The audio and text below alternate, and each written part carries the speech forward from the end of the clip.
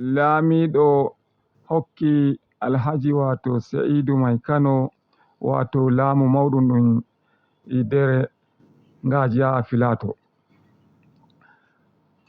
Dow haalanma majjum min bolwi asawere salinde haalanma laabi ngam fulɓe joni kan kamɓe wala ko fa ɓe ɓuri yidki bono ko fannata ɓe yeeso. Ngam ko moye joni ko yiɗi kam fu fa ko fannata yeeso yiɗi, ngam wala giɗɗo ko fannata fa gaɗa. Ngam to en dari haalanma laabi haalanma jangirde haalanma wato laamuji wato ardiɓe en kanjum fa woni fa ɗum haalanma wato rayuwa meɗen gaba goo enen fulɓe. Ngam to en dari en ardiɓe ɓen ɗon fa kamɓe fa jeheten boye yeeso maɓɓe, kamɓe ma ɓe jaha ɓe boya yeeso tonto yeeso maɓɓe. Ngam to en dari gi'en en darai wato haalanma wato yonkiji meɗen a tawai ngam yonki tagu kanjum a heɓai aiko ballirta yonki maɗa ko bono kanjum woni wato komin giɗi min dara on ɗume ballirta yonki maɗa to kanjum min giɗi min dara hande min jowato dow kanjum woni wato sana'a. Ngam sana'a ɗum ɗon sana'a ɗume gaɗata ballira yonki maɗa to kanjum ɗon inchallahu hande min giɗi min dara to dow wato sana'a iri ɗume sana'a enen fulɓe anduɗen gaɗa durngol ngol ɗon. Ai enen fulɓe en andi sana'a meɗen mauɗum kanjum woni durngol.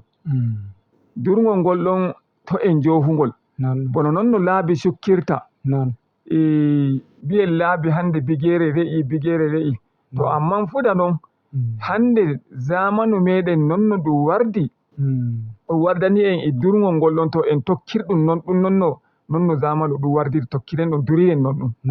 Amman to en mbi en jofai durngol ngol gaba go'o en tokku durngol zamanu bo en dara fa gaɗen ɓiɓɓeji meɗen ton to jangirde. Ngam kanjum to en gaɗi ɓiɓɓeji meɗen to jangirde wato kanjum sottinta en fat to nder haalanma wato tarkoji ɗi nattuɗen ɗi haalanma wato rayuwa meɗen. To muslim emi yiɗi bolwen to dow fuɗɗam asawere salinde min bolwi to dow ɗautari wato ardungal ngal laamiɗo wasai hokki Alhaji Sa'idu Mai Kano ngam heci Kenya ma e mi'a min jehi min gaɗanimo murna. Kamma minma mi waɗanimo murna e madadi ɗum tasha meɗen ɗum hay hononde fulɓe mi waɗanimo murna mi ɗum lildamo wato hownago ɗum waɗanamo murna ɗum shiri ɗum gaɗeten o notake bo kanko ma o yetti o wi o yetti yawwa. To haalanma ɗiɗaɓon kanjum woni joni hande mi yiɗi daren ɗum ɗume wallitata yonki gaɗa a wodi yonki to da ɗume wallitata yonki maɗa har yonki maɗa ɗum non ɗum joɗoɗoɗa e majjum nonno ɓernde ma yiɗi kanjum woni sana'a. Durngol ngol ma on sana'a amma hande tarari zamanu ɗum wardani nonno ɗum wardi yawwa a tawai durngol ngol on pumoɗon to on koshi on mbi on joɗoto to dow durngol ngol ɗon fa kila durngol ngol joni bigeje masake ko on keɓata durngol ngol nonno denno to haalanma sana'a joni on ɗume sana'a hani da gaɗen ɓiɓɓeji meɗen ɗum ɗon sana'a ɗum ɗon ɗum ballitojum en wallita wato yonki meɗen kanjum ɗum mi yiɗi inchallahu bolwen to dow hande. Assalamu alaikum muslim. Wassalamu ala nabil karim amma badi assalamu alaikum wa rahmatullahi ta'ala wa barakatuhu. Emi waɗanana en silminago ngo dina musulunci ngo Allah waɗani en daga farko zamanu annabi Muhammadu sallallahu alaihi wasallam. Wato hakika bo nonno malam rari bi'i do magana jangirde zuwa ko waddi sana'a.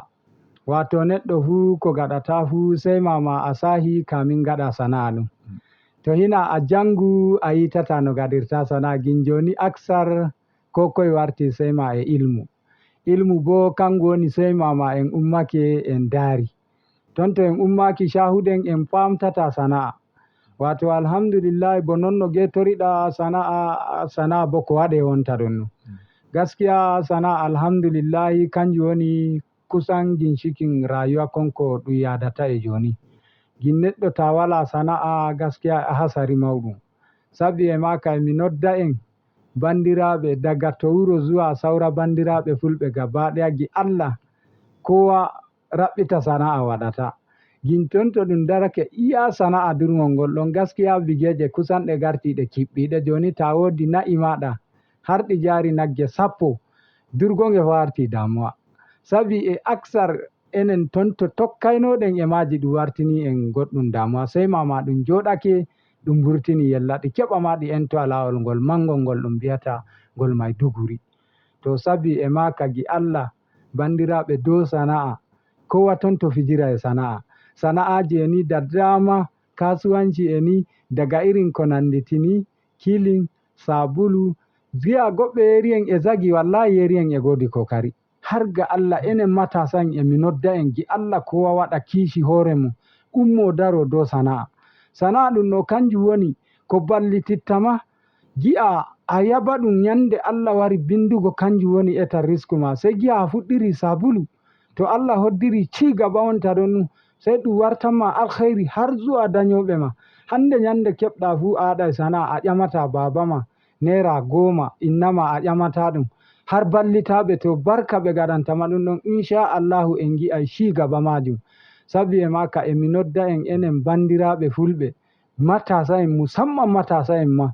eɗum heɓa damuwaji ton to min gi Allah en gorwora damuwaji ɗin ɗon ummoɗen daɓɓiten sana'a to joni tabi a remay ɗum ma to hina shede gonnuɗa a fotayi dema raru dey malam joni peshi ton to yehi peshi ɗum sodaynoɗa naira 2000 kanjum woni 2500 gi Allah to hina sana'a ɗum wodi ba koye nangata sora tabi a husitanay na'i kawai nangaɗi malam nangen na'i gaɗen ka sorgodi ɗi keñata bo daga to feshi nagge sai henya fa wallahi daga to feshi nawa feshi sorete nawa taki sorete nawa awdi karas en sorete to gi Allah e mi nodda en bandiraɓe ɗum ummo ɗum daro nde ko malam mbi ɗum sana'a ɗum kanjum woni hoore yaadu ginta walana sana'a a warti mere sabi e ma kan giɗa garte mere gi Allah e mi nodda en bandiraɓe fulɓe Allah ɓeyduma bo Allah ɓeyduma wadgo ummoɗen ballindiren dow sana'aji. Assalamu aleykum. Waaleykum salam to muslimin ko waɗi miɗi daren bono ɗon to mbiɗa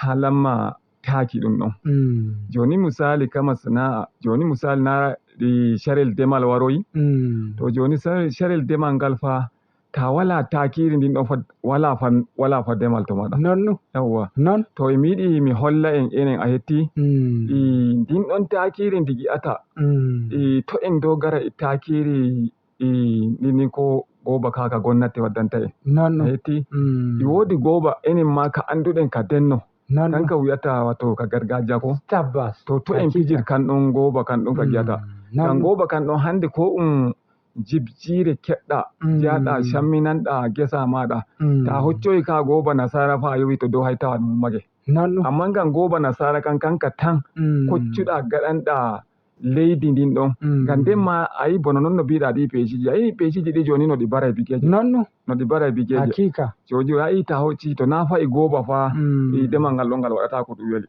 to saboda majjum to en koccu bi'e way ko enen lalle en kudata e goba gargajiya ka wattako ngam dole meɗen hay to en tawke musamman ma enen fulɓe ton to Allah horanake ma a woodi nayɗi ɗan tannirta to ta sidirgol ɗon tannol ngol ɗon ngol gata ta sidiri kan ɗon goba ka koccata ja gaɗana gesa maɗa hakika ngam bañe ay denno taki ɗum wala ay wala no to amman remayno to amman joni sai hocci wi ay tokkirani wato goba zamanu kakam to rakka ɗon ka wari ka saɗi joni ka ɓuri sembe ma talakajo joni buwel go otel goɗɗo ma wala ceede go otel ngel sendere ma wala to no o remirta har o heɓa ɗum manno o sooday abinci ɗum ɗon gaskiya to saboda majjum goba ka gonnati ka to en kokkuka en gaɗuka ka denno meɗen taw den gadden gaɗen goba ka kan to dow non ɗum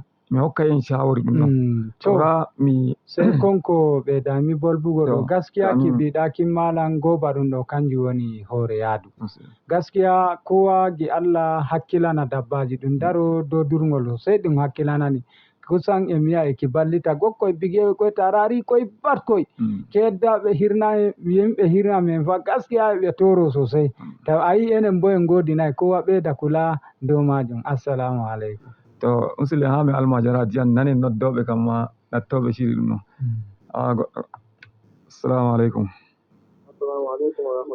amin wa aleykum salam mo woni dow lawol o janni cori jam bo am moye won ɗon to yakubu daga zabure nam gaskiya on kaji alaji mawɗi ko muhimmanci daidai lokacin da hadi wo nanno wato ko samu nodda e bandira e fulbe musamman ko tashi sana'a nanno wato gaskiya musulun waɗi foto hakkilo ko sana'a ko gaskiya hana ma ko ɗum sanno gaskiya amma ko miɗin ɗon noddugo hande ko sana'a hanki woni matasa en meɗen wallahi goɗɗo jawa sana'a no goɗɗe da dama sai waɗata yawgo sana'a a wotto sana'a jogata ko ɗum e sende ya mutum ne ya dace shi hala ito an ji wanda ne shi hala sai ya fi sabulu mutum ma ko ina ko ne ta ma sabulu amma to Allah wali din do ma do sai ya yi wani alƙawari ya zo sai dan da dubo ko ko godo sana ko godo gonga wala gonga da sana ina ya Allah wali Allah ta fara sai ya modan ja amin jetti assalamu alaikum. Moye wonde lawol yeeso won sora haade radio ma ɗum mana a jan ne cewri ini jam moye mi woldata naam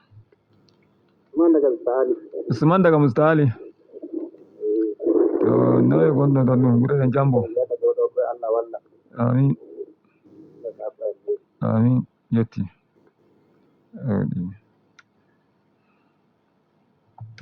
assalamu aleykum. assalamu aleykum. wa aleykum salam. wali jam moye mi woldata Useni diga Bokos. moye Useni diga Bokos. daga Bokos. Allah rene noye Bokos ɗum finiri jawala kome to mi hawnima ndume doggudu wallinde hokkata to dow ɗum alam masiri ɗum gatta ami ya to Allah walla en ko siri to en nana belɗum majum ayya ma yewtake awa to min getti yewdi assalamu aleykum moye wonɗo lawol amin wa aleykum salam waɗi jammu ma jambo moye an o ɓedde Umar daga ɗo Jingir. Umar daga Jingir noye Jingir ɗum finiri jamta to ndume o doggude wallinde maɗa e dow alam masiri ɗum gata ɗum ya e farko Allah sakano e alheri amin wallinde a ɗo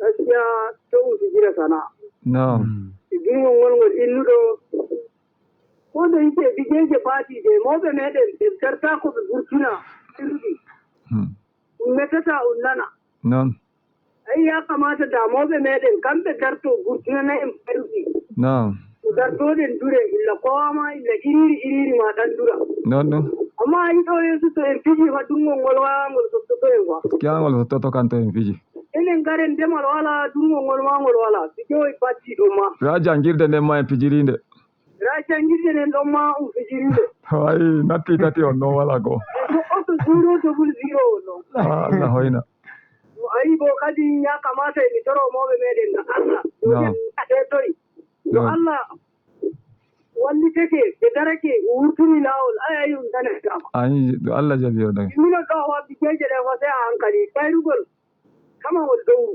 ayyo moɗon jaggu amin min getti. Assalamu alaikum. wa alaikum salam. Amin wa alaikum salam. Moye min boldata? Alasan daga filin Sukuwa. Alasan daga filin Sukuwa. Noy filin Sukuwa ɗum siniri Alasan? Jamo masu jam. Jawo wala shatɗum. Da sauri kuɗe. Jambo wala kosari. Nana bandum bolle bolloton ballita yimɓe ɓeyda famugo iri ko ɓe famanayino ɗen no. Naam, amma andi a nana ko min bolwata bo. Mi nani on ko bolwoton to dow majum haala durngol ba. Gaɗa majum i laabi. Gaɗa majum. I laabi sana'a ba. Nanda ko ita sosai. Sana'a i laabi sukkol laabi ko min keɓa i laabol ɗon no har filin Sukuwa ɗon joni nayi digara e dura nder filin Sukuwa.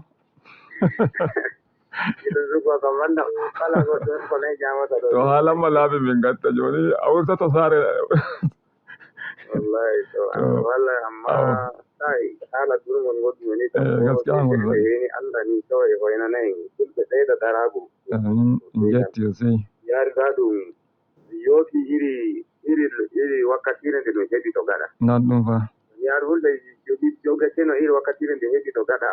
Ɗiɗi to jooɗiɗa fu a sooda ɗum ɗum ma to no a soodai ɗum to a nanangay ɗum jooɗoɗa ma maha ɓaade ma ɗum ɗum. Non ɗum. Ta ɗum ɓuri amma yiya neɗɗo jooɗake ummake dilli goɗɗe gari mahi ɗum ɗum. Gaskiya. Wala watta biya fiito jooɗoɗa. Haalanma yawo wala joni kan gaskiya. Wallahi amma ɗum ɗiɗi kam wakkatire ɗum heɓi to gaɗa na seɗɗan koy. Eyya. Wallahi sai ni dai fulɓe ɓeyda darago ni ɗum raɓɓita no watta ni ɗum heɓa ɗum wurto nder min getti sosai. Wallahi to Allah saka no hon alheri iri amin kari ɗum gattol sai dawdi al'amuraji awa min getti Abdullah mi yetti Allah ummoɗo jam amin. Assalamu alaikum. Assalamu alaikum wa rahmatullah. Wa alaikum salam. Allah reni wali jan. Wali jan hande kam fulfulde ko wala hawsore. Kewle na gajiya. Jawala. Ya Allah sakura alkhairi. Kuna magana da Murtala ya haye jiya da kai shadi. Murtala na finiri. Dama sami da kokari malam musulmi ina ma malam musulmi ina muku fatan alkhairi. Yana jinka. Gaskiya maganar sana'a kan da farko ma a ce gari ya waye mutum bai san inda zai je ba nan ma ba karamin tashin hankali ba. Bari a ce wai ko ka dogara a iya noma ko kiwo ya kamata mutum ya dinga ɗan haɗa da wata sana. Saboda wani lokacin in kana can wata ran baka ne. Ya kamata a ce kuma in can ya kagara in gefen da kake sana'a zai iya rike ka da wani wurin ko da wani ne za ka iya ajiyewa kai kana ɓangaren noma ko kiwo. Duk lokacin da babu canjin sai ku dawo nan ku dinga raya nan din. Amma mutum aka ce mutum ya rike iya noma ko kiwo ko wani abu gaskiya nan ma ba karamin kalubale ba. Ya kamata mu dinga haɗa abinci saboda a gudu tare a tsira tare. Akan yan uwa matasa da sauran al'umma za mu yi amfani da wannan. Fatan za ku tashi lafiya Allah ya saka da alheri. Mun gode Murtala haya mai igiya Allah saka alheri. Muslim anani nonno wolwa e fa noon no wolwiri ko moye fa e ra'ayi mum musamman on ɗon mbiɗo fa mo laabi to cikkama fa e nder tati fa a wala go'o ayi haalanma no haala mawka fa o wolwi ɗon yawwa to kanjum joni mi yiɗi mi holla jama'are ɗo a hetti joni enen fulɓe en gartu bo nonno e woodi wongel dabbayel kangel wi'ata wato jiire ko nonno kono wiyata ngel biyangel hawsare kurege jirel yawwa jirel to ayi ngel ɗon jirel ɗum dabbayel amma ngel woodi dabareje fa ɗeme dabareje giɗa ngel waɗata ɗon sosai sai ngel waɗa wuro maggel to ngel waɗi wuro sai ngel yaha ngel waɗa dammuɗe wajen ɓuri tati ma ngam ɗume ngel waɗi ɗen ɗon dammuɗe ɗen ngam ton to wongal dammugal ngal sukkama ngel heɓa ngel wuttoro wongal to kanjum mi hollata en hande to en dartonta sana'a go'o a waɗu sana'aji ɗuɗɗi ngam ton to goɗɗum sana'a ɗum sukki to sai co'itoroɗa goɗɗum a yetti to kanjum mi yiɗi mi holla en enen fulɓe bono nonno o'o biɗo ɗum ɗon sana'a gaskiya non ɗum halanma gonga o wolwani en sai ni mi wattuɗum joni ɗum ɗuuɗa sosai minti 2 horani en go'o ma hori joni to saboda e majjum joni noddoɓe gaɗa muñal ɓe keɓata ɓe fuɗɗita ɓe noddowa ɓe muñito wattuɗum ɗum re'i joni ngam nden ma joni minon min jinjinano kowa guduma muɗum walli min getti Allah sako alheri emin gaɗana wato mawɗo tigguɗo ndu suudu radio Ibrahim Salihu Nakande Allah sakanomo alheri Allah ɗawtanna jangirde makko albarka Allah ɗawtannamo wato jamu jutal balɗe enen ma garoɓe tigguɗo ɗum shiri kanko woni Hajiya Sumayya Aboubacar Allah sakanomo alheri kanko ma Allah ɗawtanna jangirde makko albarka enen ɓen ma garoɓe gaɗa ɗum programme na way ko en ngam en andi goɗɗum neɗɗo Allah yewata neɗɗo ko ɗume dow ɗuma Allah waɗana en barka Allah foɗana en ɗum shiri yeeso Allah waɗana en Allah hoore en wuro mi yuri meɗen jam muslim wattuɗum ɗum reyi assalamu aleykum. Daga karshe emi mikano en taziya kanko imam ade kore mako Allah waɗanimo waade ñande ƴaɓɓinde mo yamɗi mo hirde Allah addanimo waade mi toro Allah yaafomo emi mikanoɓe taziya ɓe fuu yimɓe hor Allah yaafoɓe Allah annoɓe shikkake imam. Assalamu aleykum. Wa aleykum salam. Jangi Qur'ani Allah lamido